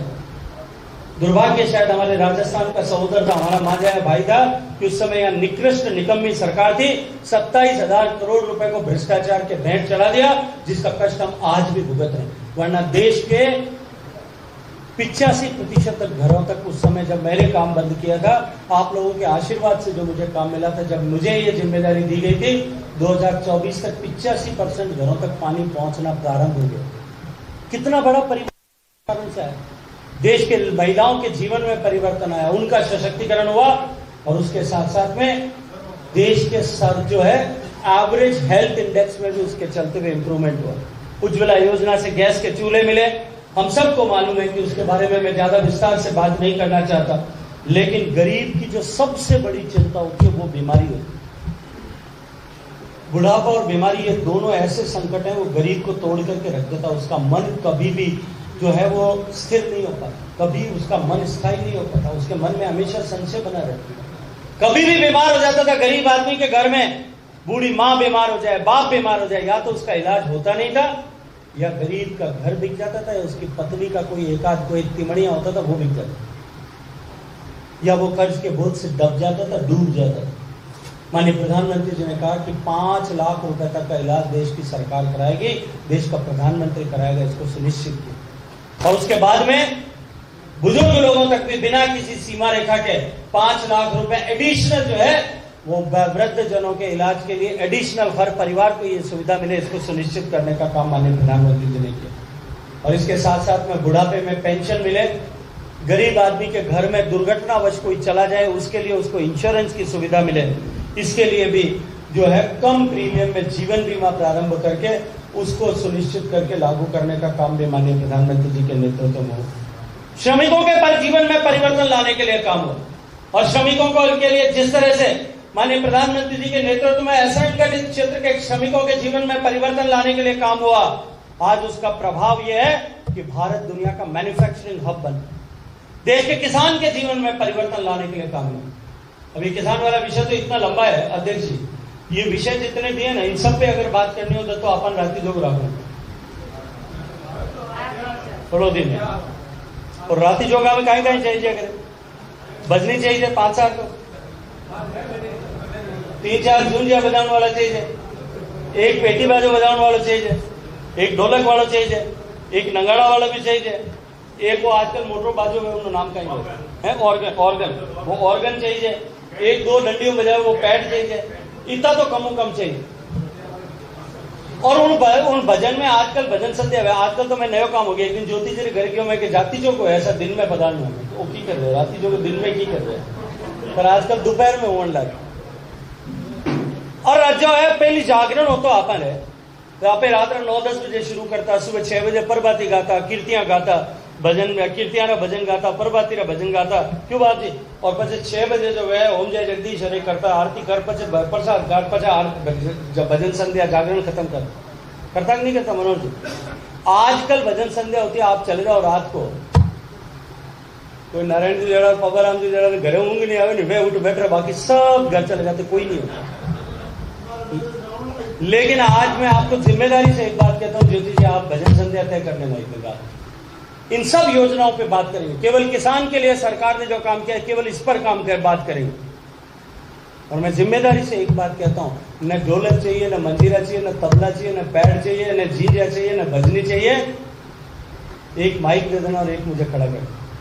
मैं रात भर आपको किसान कल्याण के लिए माननीय मोदी जी ने जो काम किया वो काम आपके सामने प्रस्तुत कर सकता। और एक बात और जिम्मेदारी से कहता हूं, मेरा कोई उसमें बहता नहीं, मेरा कोई सामर्थ्य नहीं, लेकिन उस जागरण में रात को जो 10 बजे आएगा वो सुबह 6 बजे जब हम ओम जय जगदीश हरे करेंगे या वंदे मातरम करेंगे, एक भी आदमी रात को 8 साल से 80 साल का जो आ गया वो आंख नहीं झपका पाएगा। और अगर माइक लगा हुआ और सबके जहां घर में आवाज जा रही है, वो भाई साहब अगर भाभी जी के साथ में सो रहे होंगे वो भी बालकनी में आके बाहर बैठेंगे, उनको भी सुनना पड़ेगा। किसान के जीवन में परिवर्तन लाने के लिए हम किसानों के क्षेत्र में जब बात करते हैं, स्वामीनाथन आयोग की चर्चा होती है, हर आंदोलन में स्वामीनाथन की बात होती है।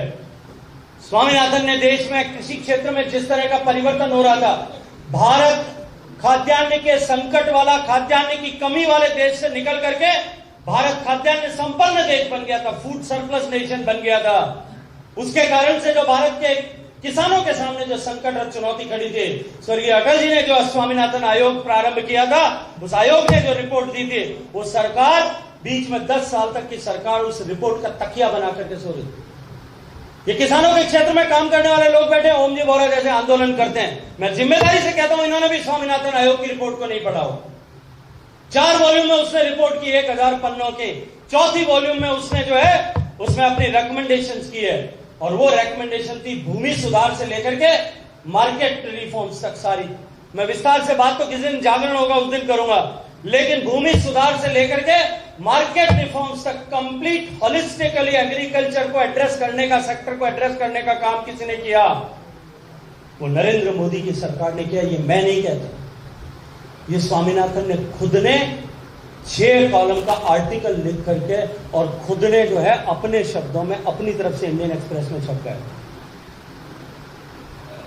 जिस आदमी ने प्रतिपादित किया था उस सूत्र को, उसने खुद ने इस बात को स्वीकार किया कि सरकार एकमात्र सरकार ऐसी है जिसने समग्रता के साथ में किसान के जीवन में परिवर्तन लाने के लिए काम किया। देश के गरीब को कोरोना की आपदा आई थी, देश के गरीब का जीवन संकट में था, गरीब के जीवन सुरक्षित हो इस दृष्टिकोण से सरकार ने काम किया। अपनी सारी नीतियों को इस दृष्टिकोण से उन्होंने आहूत किया। एक तरफ राष्ट्र के हित में काम हो और दूसरी तरफ गरीब आदमी का जीवन बचा रहे, उसको सुरक्षित रहे। 80 करोड़ लोगों को, गरीबों को जो है वो भोजन देना प्रारंभ किया। आज इतने साल बीत जाने के बाद में भी 2021 से 2026 तक देश के 80 करोड़ लोगों को, गरीबों को मुफ्त में राशन माननीय प्रधानमंत्री जी के नेतृत्व में सरकार देती। मुझे एक दिन अभी जब आदरणीय भजनलाल जी की सरकार के 2 साल पूरे हुए थे, मैं बाड़मेर में, मुझे बाड़मेर के कार्यकर्ताओं ने, सम्मानित जिलाध्यक्ष जी ने आग्रह किया, मैं बकासर गया था, बलवंत सिंह जी की मूर्ति का अनावरण था। मुझे कार्यकर्ताओं ने कहा कि भाई साहब ये 2 साल की प्रेस कॉन्फ्रेंस आप पकड़ में आए हुए, वहां आकर के कर दो, हमारे ठीक हो जाएगा। तो मैं वो पीसी करने के लिए गया था, मैंने विषय रखा। एक पत्रकार ने मुझे कहा कि आप एक तरफ इतनी बात करते हो कि 25 करोड़ लोग गरीबी की रेखा से बाहर निकल गए, देश में 25-26% जो गरीबी थी वो घट करके अब सिंगल डिजिट में आ गई है, और दूसरी तरफ आप 80 करोड़ लोगों को मुफ्त राशन देते हो। ये जो है विरोधाभासी है कि नहीं? बहुत तीखा प्रश्न हम में से भी कभी किसी को पूछा जा सकता। मित्रों, मैंने कहा कि हम गरीब को राशन नहीं देते, हम लोगों को, देश के ऐसे समाज को राशन देकर के, ताकि उनके घर में राशन को खरीदने पर होने वाला खर्च वो बच सके, और उस बचे हुए संसाधनों से, चाहे महीने का 2000 होगा, महीने का 3000 होगा, महीने का 1000 रुपए होगा, उस साल के 12 से लेकर के 24,000 रुपए से वो अपने बच्चों को बेहतर पोषण दे सके, उनको बेहतर एजुकेशन दे सके। इसलिए हम सरकार की तरफ से हमारे पास उपलब्ध खाद्यान्न, जो किसान हमारे धरती का सीना फाड़ करके पैदा करता है, जो हम उसको मूल्य उचित मिले उसके लिए खरीद करते हैं, उस खरीद के मूल्य जो है माल को खपाने के लिए हम देश के अन्य लोगों को देते हैं। ये हमारे पीछे इसका सोच और भाव। और मैं ये मानता हूं कि हम सब कार्यकर्ताओं को इन सब विषयों की जानकारी होनी चाहिए।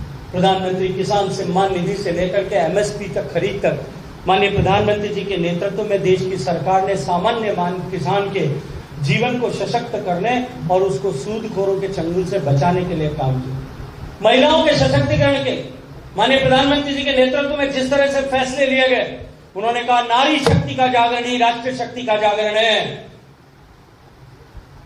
और महिलाओं के सशक्तिकरण के लिए बिल पास करके कि हम 33% आरक्षण देंगे, हमारा संकल्प है। हमने महिलाओं के नेतृत्व में विकास होगा, महिलाओं का विकास नहीं, हम वहां तक सीमित नहीं रहेंगे, महिलाओं के नेतृत्व में विकास होगा। इसको सुनिश्चित करने के लिए हमने लोकसभा में बिल लेकर के आए। ये दुर्भाग्य है कि विपक्षी पार्टियों ने अभी हाल में जब हम महिला सशक्तिकरण का ये बिल लेकर के आए, वीमेन रिजर्वेशन और डिलिमिटेशन का बिल लेकर के आए, संख्या बल के कारण से हम पराजित हो गए, लेकिन हमारा संकल्प पराजित नहीं हुआ है। हमारा संकल्प अडिग है, और वो उतना ही अडिग है जितना राम मंदिर बनाने का हमारा संकल्प था कि हम महिलाओं के सशक्तिकरण के लिए काम करें। और आने वाले समय में जो मातृशक्ति यहाँ बैठी है, इनमें से ही कुछ लोग विधायक भी होंगे, इनमें से ही कुछ लोग सांसद भी होंगे, और हम पर्ची लेकर के इनके घर जा रहे हैं। मित्रों, जिस तरह से माननीय प्रधानमंत्री जी के नेतृत्व में सामान्य महिलाओं को जागरूक करके उनको स्वावलंबी बनाने के लिए, उनको अपनी आय खुद अर्जित कर सके, उसके लिए उन्होंने जिस तरह से जीविका मिशन के साथ में जोड़ा, और यह तय किया कि हम 10 करोड़ महिलाओं को इन स्वयं सहायता समूह के साथ में जोड़ेंगे, 3 करोड़ महिलाओं को जो है हम लखपति दीदी बनाएंगे। आज हम गर्व के साथ में कह सकते हैं कि 2 करोड़ महिलाएं देश में जो है वो लखपति दीदी बनी। और लखपति दीदी किसको कहते हैं? जो 1 लाख रुपया साल का कम से कम कमाते।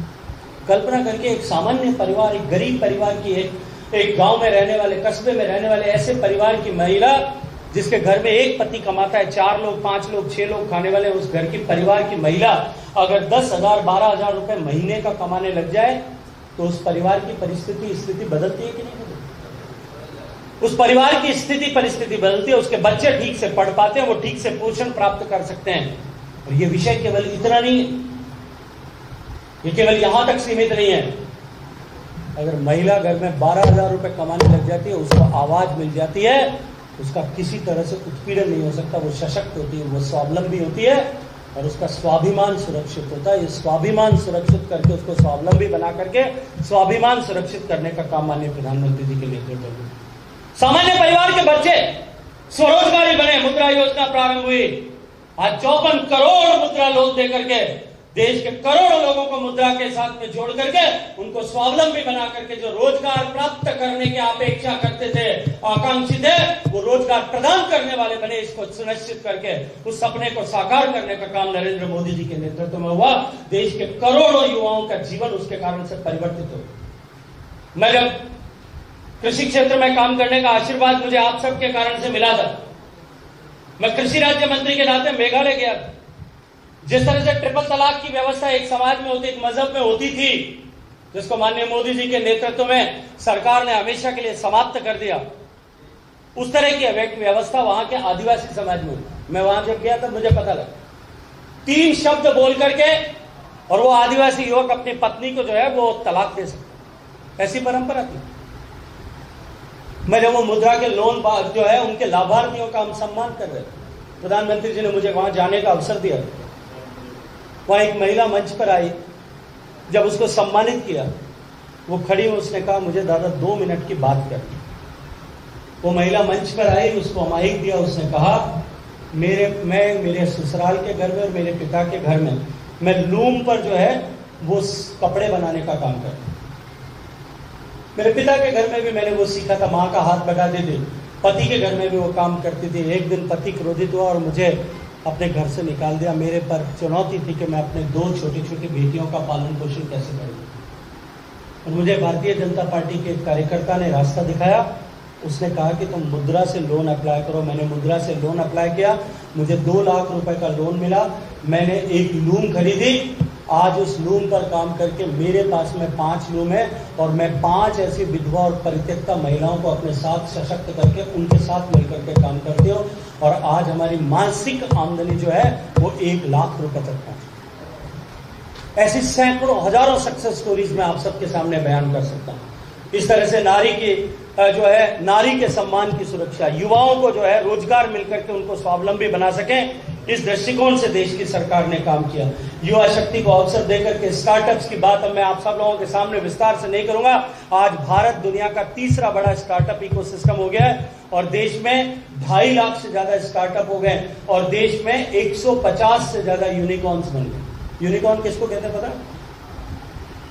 जिस एक स्टार्टअप की एक बच्चा आपके परिवार का अगर काम करना, किसी कॉन्सेप्ट पे काम करना शुरू करे और उसकी मार्केट कैपिटल, उसकी कंपनी की जो मार्केट कैपिटल है वो अगर $1 बिलियन हो जाए, $1 बिलियन का मतलब 10,000 करोड़ रुपए लगभग, 10,000 करोड़ रुपए की उसकी वैल्यू हो जाए तो उसको एक यूनिकॉर्न कहते हैं। 150 ऐसे यूनिकॉर्न देश में पिछले 10 साल में माननीय मोदी जी के सहयोग से, उनके द्वारा किए गए प्रयासों के कारण से बन गए। देश के युवाओं को कितना बड़ा मौका मिला। जो युवा नौकरी ढूंढते थे, आज इन स्टार्टअप्स में 26,50,000 युवा जो हैं वो काम कर रहे हैं, उन लोगों को रोजगार मिल रहा है। इस तरह से नवाचार और उद्यमिता का सपोर्ट करके देश को मैन्युफैक्चरिंग का डेस्टिनेशन बनाने के लिए देश की सरकार ने काम किया। मिशन इंद्रधनुष के माध्यम से माताओं बहनों को जो है जब प्रसव की अवस्था में उनको जो है सुरक्षा चक्र मिले, उनको टीकाकरण हो, नवजात शिशु को टीकाकरण हो, इन सब के ऊपर काम हुआ। वंचितों को सशक्तिकरण करने के लिए अनुसूचित जाति, जनजाति, ओबीसी, दिव्यांगजन और इन सब के साथ साथ में आर्थिक रूप से कमजोर सवर्ण वर्ग के लोगों को भी 10% आरक्षण देने का काम अगर किसी ने किया, बिना किसी कॉन्स्टिट्यूशनल फ्रेमवर्क को चेंज किए हुए किया, वो नरेंद्र मोदी जी ने किया। और आज उसके चलते हुए सामान्य वर्ग के लाखों युवक जो हैं वो सरकार में नौकरी प्राप्त कर चुके हैं। अनेक छात्रवृत्ति योजनाएं प्रारंभ की, दिव्यांगजनों के लिए यूडीआईडी कार्ड बनाया, सामाजिक न्याय के आधार पर कार्यक्रम प्रारंभ किए। और उन्होंने इस सब के पीछे जो भाव था वो था विकास सबका और अवसर सबके लिए। और माननीय प्रधानमंत्री जी ने जिस तरह से मिडिल जो इनकम ग्रुप, जो हमारा मध्यम वर्ग होता है, उसके लिए डिजिटल इंडिया प्रारंभ किया, यूपीआई की क्रांति देश में प्रारंभ हुई, फेसलेस टैक्स व्यवस्था देश में प्रारंभ हुई, प्रधानमंत्री आवास योजना शहरी देश में प्रारंभ हुई। आसान और पारदर्शी योजनाओं के माध्यम से देश के मध्यम वर्ग के जीवन में भी साथ साथ में परिवर्तन आए, क्योंकि प्रधानमंत्री का मंत्र था सबका साथ, सबका विकास, सबका विश्वास। और ये सारी योजनाएं जिनकी चर्चा की मैंने सिर्फ एक झलकी मात्र आपके सामने रखी है। ये लोगों को स्वास्थ्य देती है, रोजगार देती है, सम्मान देती है, आत्मविश्वास देती है और अंत्योदय में उनका विश्वास जो है स्थापित करती है। अगर राज्यों में जब भारतीय जनता पार्टी की सरकार रही, गुजरात राज्य में इतने सालों से हमारी भारतीय जनता पार्टी की सरकार है, माननीय प्रधानमंत्री जब मुख्यमंत्री थे तब उन्होंने ज्योति ग्राम योजना प्रारंभ की थी, वो सबके लिए आदर्श बनी। उन्होंने कृषि महोत्सव प्रारंभ करके देश के प्रदेश के किसान को, गुजरात के किसान को सशक्त करने के लिए काम किया था। मध्य प्रदेश में लाडली लक्ष्मी योजना प्रारंभ करके महिलाओं को सशक्त करने की दिशा में काम हुआ था। उत्तर प्रदेश में 1 डिस्ट्रिक्ट 1 प्रोडक्ट करके छोटे छोटे कामगारों को हम सशक्त बना करके उनके लिए रोजगार के अवसर सृजित करें, उसके लिए काम हुआ। हरियाणा ने परिवार पहचान पत्र देकर के गरीब को एक पहचान देने का काम किया और छत्तीसगढ़ ने पीडीएस सिस्टम में सुधार करके एक नया मॉडल देश के सामने खड़ा किया। असम में जनजातीय क्षेत्रों के लिए में विकास के लिए काम हुआ। इन सब कामों में भारतीय जनता पार्टी को जब कभी भी अवसर मिला, हमने हर योजना का निर्माण और हर योजना को धरातल पर उतारने का काम गरीब को केंद्र में रख करके किया। मित्रों, भैरव सिंह जी से लेकर के भजन लाल जी, भारतीय जनता पार्टी को जब कभी भी अवसर मिला, राजस्थान भारतीय जनता पार्टी के लिए एक राज्य नहीं था, राजस्थान भारतीय जनता पार्टी के लिए एक सुशासन और संगठन की ताकत की प्रयोगशाला, कि संगठन और सुशासन दोनों मिलकर के किस तरह से परिवर्तन कर सकते हैं। भैरव सिंह जी ने दिखाया था गरीब केंद्रित शासन कैसा होता है। वसुंधरा जी ने राजस्थान को इंफ्रास्ट्रक्चर और निवेश के माध्यम में नई मार्ग में नई दिशा दी और भजनलाल जी ने राजस्थान में पारदर्शिता, सुशासन, युवाओं को रोजगार, महिलाओं की सुरक्षा, जल का प्रबंधन और निवेश के लिए आकर्षण, इन क्षेत्रों में काम करके राजस्थान को एक राइजिंग राजस्थान बनाने के लिए काम किया है। पेपर लीक के विरुद्ध कठोर निर्णय और उनके साथ साथ में भर्ती प्रक्रियाओं में तेजी और इन सब को के माध्यम से राजस्थान को विकसित राजस्थान बनाने की दिशा में हम सब काम करें। लेकिन मैं अंत में आपसे एक प्रश्न करना चाहता हूं, क्या सरकार की इन सारी योजनाओं को सरकार के अधिकारियों और कर्मचारियों के भरोसे छोड़ करके हम भारतीय जनता पार्टी के कार्यकर्ता रजाई ओढ़ करके सो सकते हैं? अगर हम सो जाएंगे तो क्या जिस भावना के साथ में जो बीज श्यामा प्रसाद मुखर्जी जी ने स्थापित किया था, जिसे साकार रूप भैरव सिंह जी ने दिया, अटल जी ने दिया, जिस साकार रूप देने के लिए प्रधानमंत्री से लेकर के भजनलाल जी तक सब लोग काम कर रहे हैं, क्या उसको साकार रूप को मात्र सरकारी अमले के आधार पर दिया जा सकता? और वहां से भारतीय जनता पार्टी के कार्यकर्ता की भूमिका प्रारंभ हुई। इसलिए प्रधानमंत्री हमेशा कहते हैं कि योजनाओं का निर्माण सरकार करती है, गरीब को केंद्र में, सामान्य मानवी को केंद्र में रख करके करती है, लेकिन योजनाओं का जब धरातल पर उतारा जाए वो एक जन आंदोलन का स्वरूप बने और उसको जन आंदोलन बनाने की जिम्मेदारी भारतीय जनता पार्टी के कार्यकर्ता है। मित्रों, भारतीय जनता पार्टी कार्यकर्ताओं की ताकत की वाली पार्टी, संगठन की शक्ति पर काम करने वाली political party. Bharatiya Janata party की कार्य पद्धति का हिस्सा कार्यकर्ता को एक सदस्य बनता है, सदस्य को कार्यकर्ता बना, कार्यकर्ता को सक्रिय कार्यकर्ता बना, सक्रिय कार्यकर्ता को नेता बना। ये भारतीय जनता पार्टी की कार्य पद्धति का हिस्सा है। इसलिए हमारे लिए कार्यकर्ता केवल चुनाव का मशीन नहीं है, वो हमारे लिए विचार का वाहक है, वो हमारे लिए संगठन का प्रतिनिधि है, वो हमारे लिए समाज का सेवक है और वो हमारे लिए सरकार और जनता के बीच में एक ब्रिज, एक सेतु के रूप में काम करने वाला। मित्रों, कार्यकर्ताओं की भूमिका क्या हो? वो लाभार्थी के पहचान में सहयोग करें। हर बूथ पर पता होना चाहिए कि किसको आवास नहीं मिल पाया, कौन पात्र है जो वंचित रह गए। हर बूथ पर हमको इस बात की जानकारी करने की आवश्यकता है कि आयुष्मान कार्ड जो है किस बुजुर्ग का बन सकता है, जिस परिवार में आज तक किसी भी उदासीनता, चाहे सरकार के अधिकारी की उदासीनता होगी या उस व्यक्ति की खुद की होगी, घर में जाकर के हम उसको लाभ कैसे पहुंचा सकते हैं। यह भारतीय जनता पार्टी के कार्यकर्ता का काम।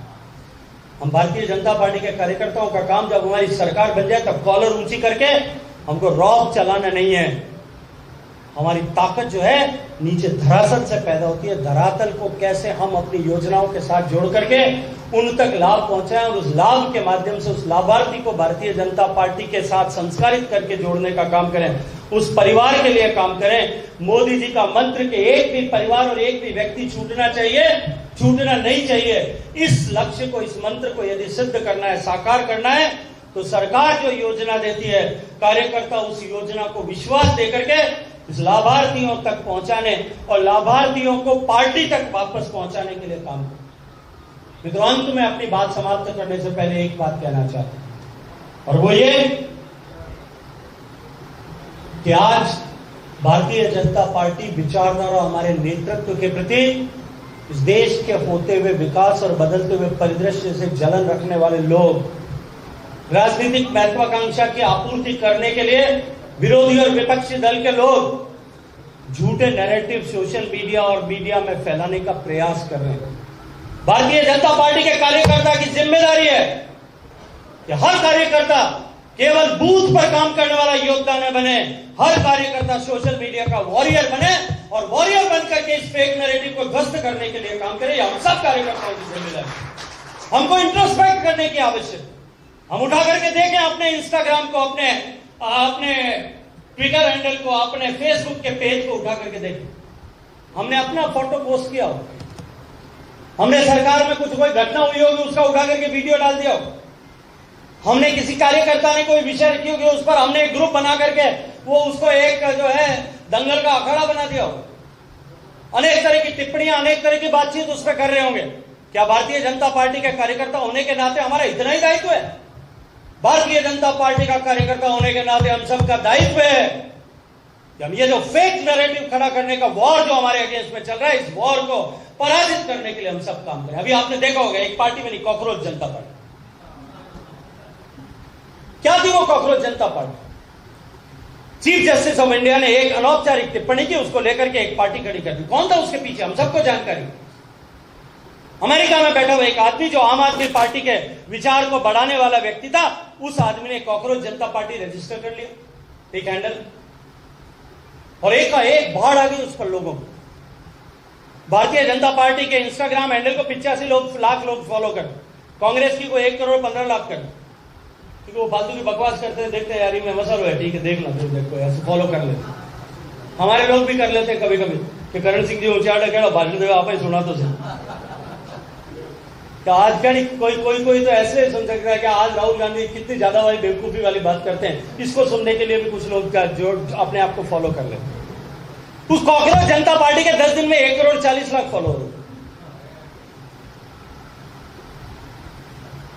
पार्टी ने तय किया, हम लोगों ने उसके ऊपर एनालिसिस किया, उसके 49% फॉलोअर्स पाकिस्तान, 18% बांग्लादेश में, 13% अमेरिका में, 3% यूएई में, 3% ऑस्ट्रेलिया में, 3% फ्रांस में। ऐसे सारे देश जहां भारत विरोधी ताकतें सक्रिय है, वो सब कॉकरोच जनता पार्टी के साथ में जुड़ गए। उद्देश्य क्या था? ये मैसेज डिलीवर करना कि जैन जी जो है और जैन अल्फा और जैन बीटा वो मोदी जी के खिलाफ होते, ये एस्टेब्लिश करना पड़ा। केवल 9% लोग भारतीय थे। अब 9% का 14 करोड़ में 9% का लगभग 10-11 लोग, इतना तो माथा घुमड़ा अपने है ही।